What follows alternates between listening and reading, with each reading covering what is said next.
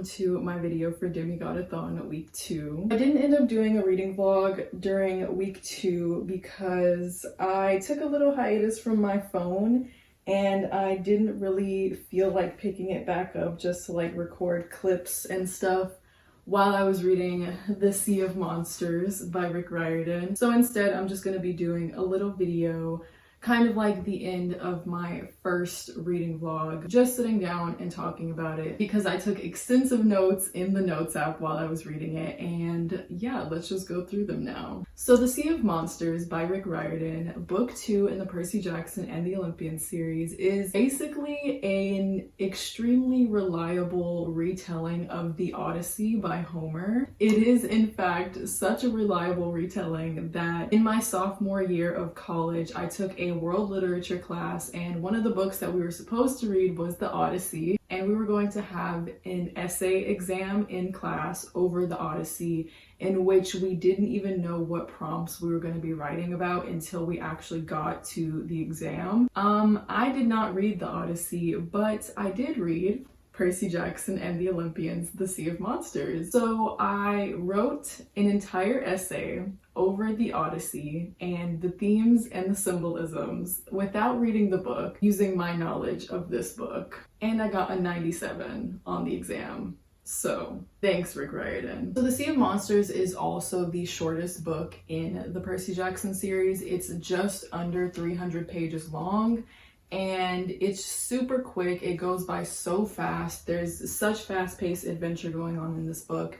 And it's also always been my least favorite in the series. I've always given this one 4 stars, whereas I usually give most of the other books 5 stars. And just because it was such a close retelling of the Odyssey, which like we all know even if we haven't read, it just felt like too familiar of a story, if that makes sense. However, on this reread, I actually upped my rating to 5 stars because there was just some things about this book that I didn't remember from previous times reading it. And I guess just as I grow up and as I mature, there's just a lot of things to uncover and unpack in this series and in this book in particular that I just didn't catch when I was younger, I guess. The environmental themes on like climate change and pollution and everything like that I mentioned in the previous video for week 1 definitely continued in this, and I just find it really, really interesting that this theme kind of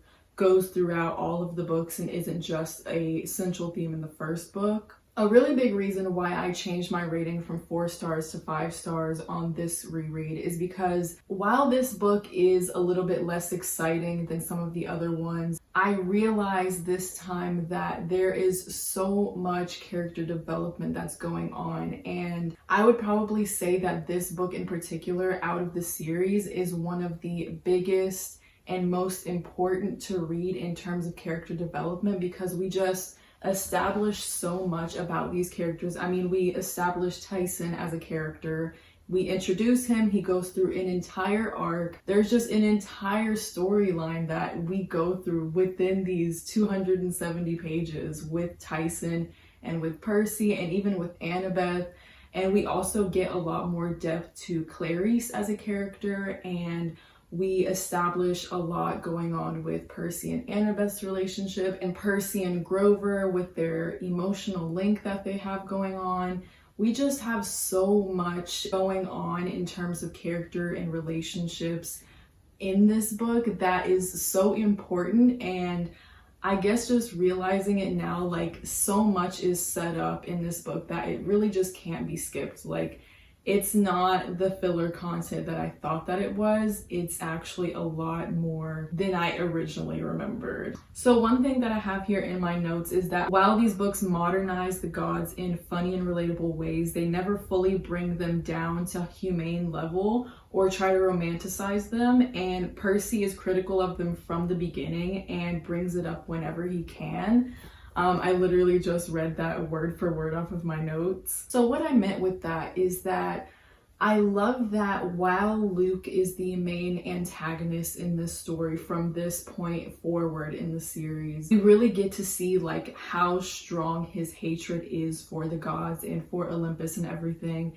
And while we see that, we also see that Percy doesn't necessarily disagree with him. Like, a lot of Percy's thoughts, especially while he was looking at Tyson and like how he was living on the streets as a kid, and even though Poseidon claimed him, like, what exactly did Poseidon really do to like make his upbringing less horrible? We really get a lot of Percy's perspective on that. There's this quote on page 96, and it's, "My voice trailed off as I thought about all those years Tyson had lived on the streets of New York in a cardboard refrigerator box. How could Tyson think that Poseidon had cared for him? What kind of dad let that happen to his kid, even if his kid was a monster?" I feel like this quote in particular, and just Percy's inner dialogue throughout the entire book, really sells that Percy does not disagree with Luke and his cause. Like, he understands he's not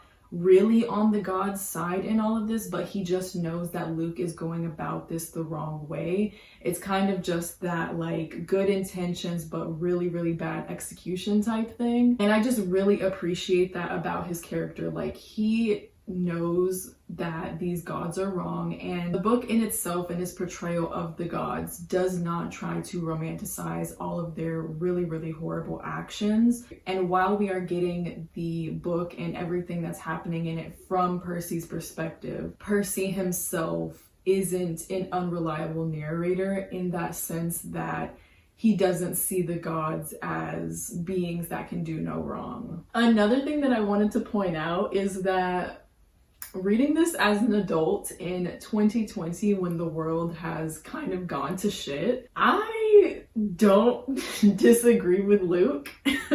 On page 127, Luke says, "The gods have blinded you. Can't you imagine a world without them, Annabeth? What good is that ancient history you study? 3,000 years of baggage. The West is rotten to the core. It has to be destroyed." I mean, he was making some points is all I'm saying. Another thing that I have written on here is that this book is really kind of the start of seeing Percy Jackson post Camp Half-Blood, post, you know, finding out he is a demigod and he has all these abilities and everything. We really get to see him step into that and kind of embrace that and really pull on those abilities that he has that are like his natural instincts. And we really see him showcase his like street smarts. Street smarts. Like, for most of this book, he's on a journey with Annabeth, and I will get to that. I'm gonna get to that in a moment.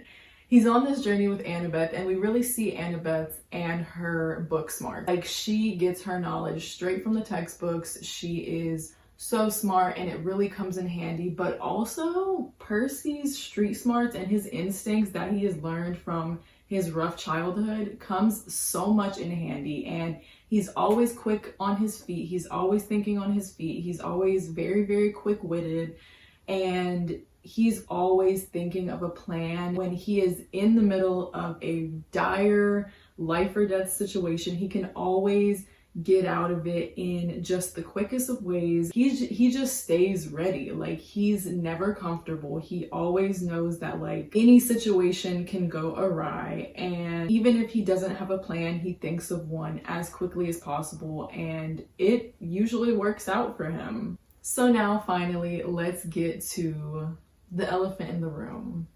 Percabeth. While I was editing my week 1 video, I realized how little I talked about Percabeth, and that's gonna be the only video in this video series where I don't go on a very long rant about Percabeth. So let's backtrack.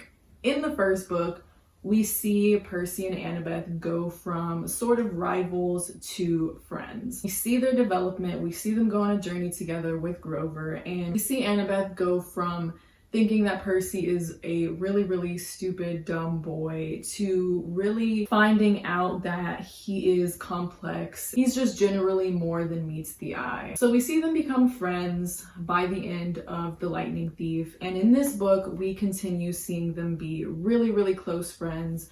Grover has gone off, so he's kind of left them alone together. We see them like pairing up together to do events that are going on at Camp Half-Blood, and just generally we've seen that they've grown together off screen or off page in their relationship as best friends. This book really starts to develop their relationship and like really displays them going through these obstacles together and kind of putting their friendship to the test, because they're put in these situations like Cersei's Island and everything, where people and things and monsters are trying to separate them, but it's just not happening. Like, they're not allowing that to happen. They really have to show up for each other a lot in this book. And of course, I'm talking mostly about the siren scene.